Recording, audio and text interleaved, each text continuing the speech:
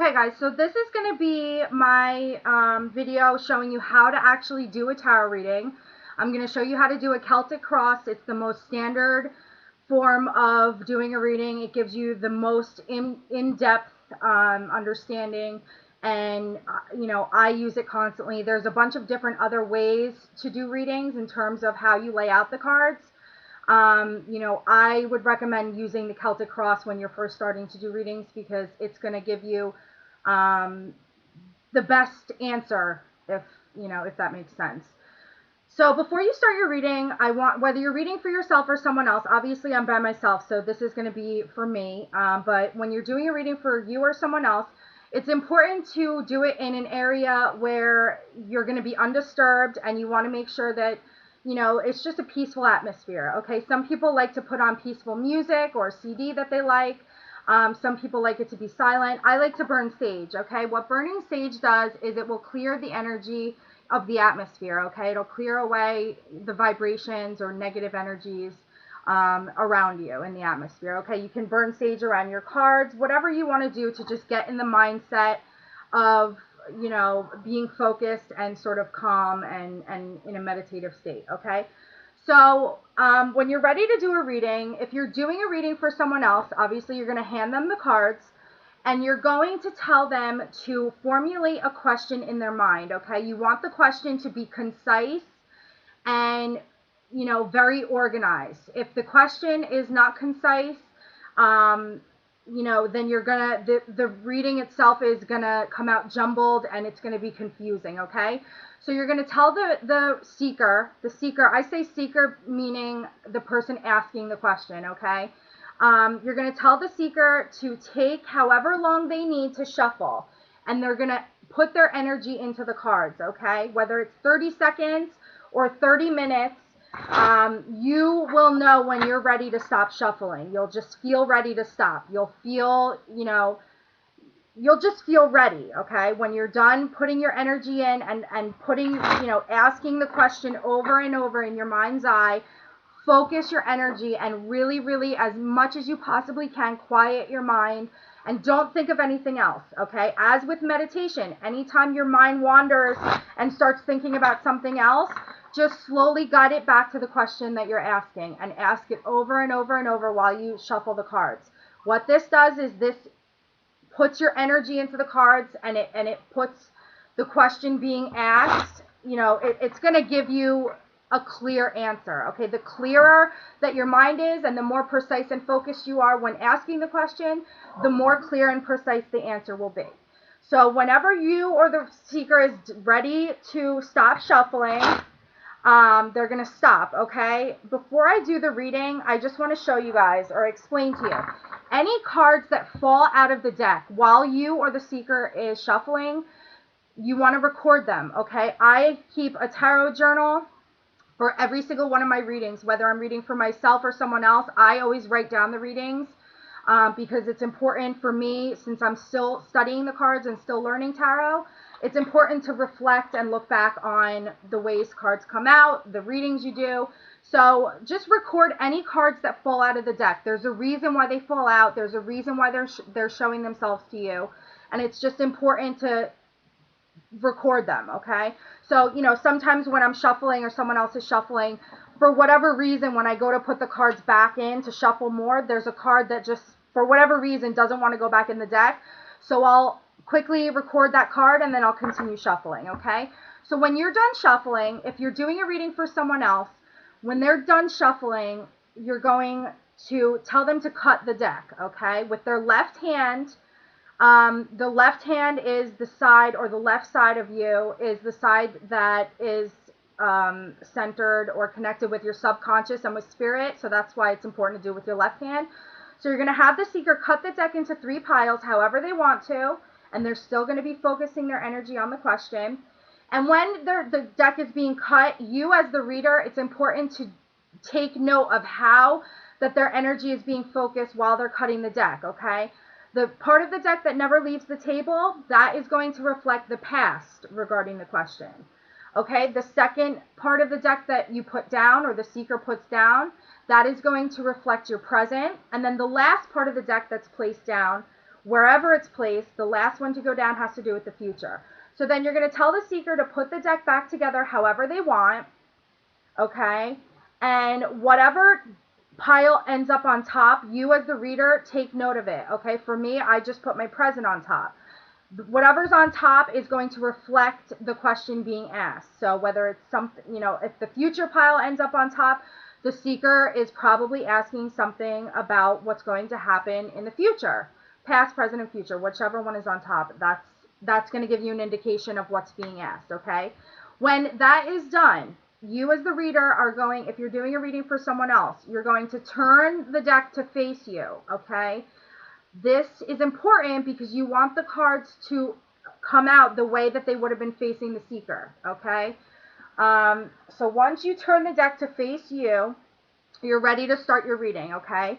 When you're flipping cards over to place them in the Celtic Cross, it's very, very important not to flip them, not to reverse them. I want you to turn the cards as if they're pages in a book, okay? The reason for this is because if you flip them, they're going to come out reversed as far as the way they would have been facing you. It's important. This is very, very important to understand because when cards are reversed, they have a completely different meaning as if they were facing you. Okay, reverse meaning upside down. Okay, so turn the cards as if they were pages in a book. Do not flip them. So the first card you put down is going to go in the center. Okay, this first placement has to do with the present situation at hand. Okay, this is presently what's going on in the question being asked. The next card you're going to put down is going to go right over the first card. It's going to cross it. You're going to make a cross with the first two cards. The second card that you put down has to do with the energy surrounding the question, okay? Whether it's obstacles or, you know, energy that's supporting and helping the situation being asked. So this is surrounding. The second card has to do with what's surrounding the situation being asked about. Your third card is going to go directly below the first card you put down, okay? The third placement has to do with past, the past situations or people regarding the question being asked. Okay, this is your past. This is from 3 months ago on to a year, 2 years, 3 years. This is like far past. The fourth card is going to go directly to the left of the first card that you put down. I know in the video it's showing the right. I apologize because it's reversed. This is going to go to the left of the first card you put down.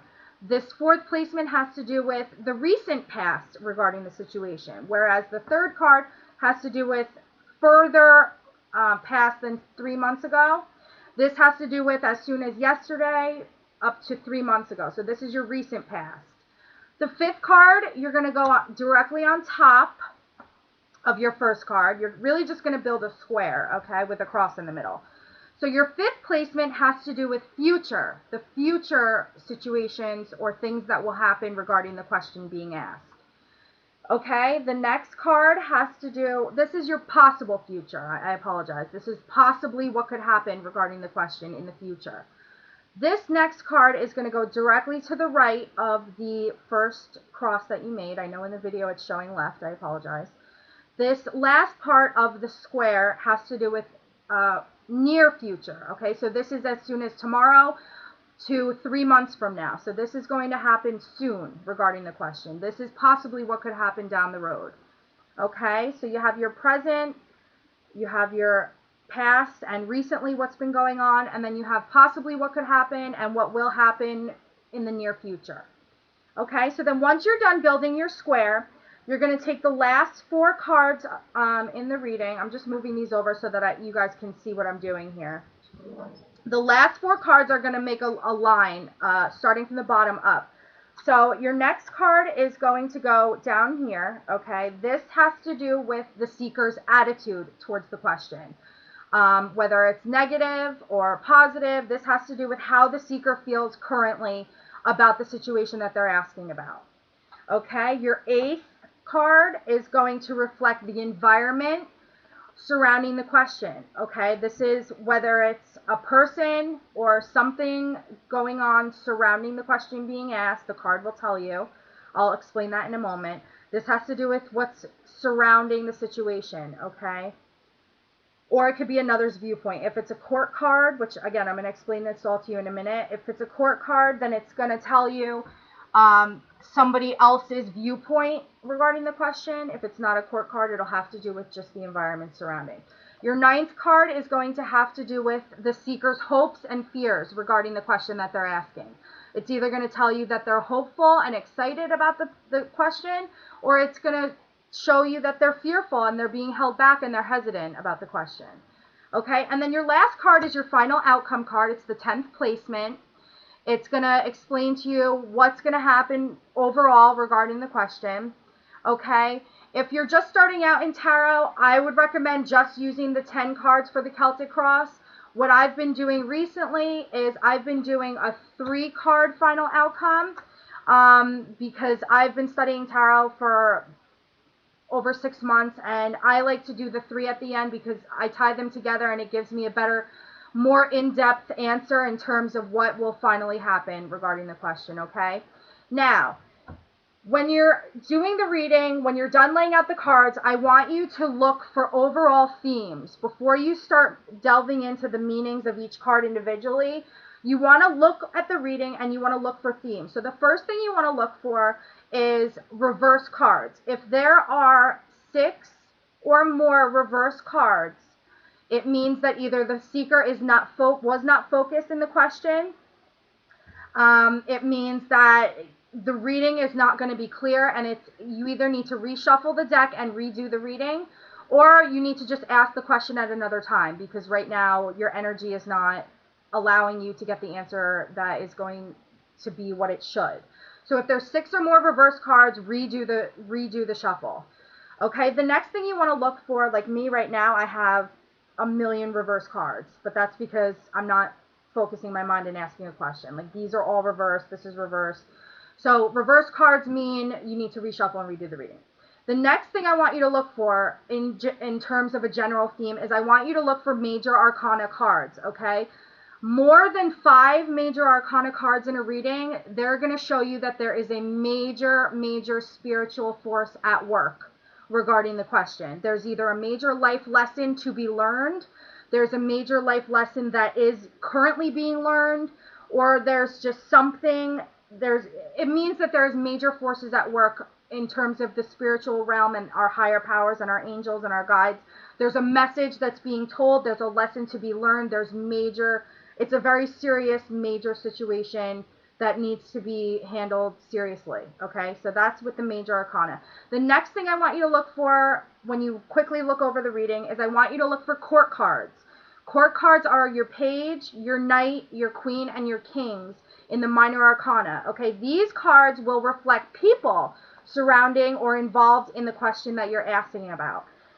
Especially if there's a court card in the surrounding, either present or surrounding, like I have a king and a queen here. If there's surrounding placement, if there's a court card in the surrounding situation or placement, if there's one in the past or the future placements, or if there's one in the environment spot, okay, which I do have a king here, you want to ask the reader, before you start the reading, you want to ask them if there's another person involved in the question that they're asking about. And they're obviously either going to say yes or no. If they say yes, you're going to read the court cards, whether male or female, you're going to read them as somebody else involved, okay? If they say no, you're going to read the court cards in the reading as the personality traits or the characteristics of the seeker. They're not going to be read as somebody else involved, okay? So first ask them if there's someone else involved or not, and that's how you know how to read the court cards, okay? Then you're ready to do your reading. The more you work with the cards, the more you'll understand them, and this is basically the most general and most in-depth way of doing a reading in terms of the Celtic Cross. And I hope you guys like this video. If you have any questions or you're confused or you don't understand something, feel free to message me. I'd be happy to get back to you. And that's how to do a tarot reading. I will be back later this afternoon with a couple more videos. And I really hope you enjoy working with your new cards, okay? Ciao, ciao.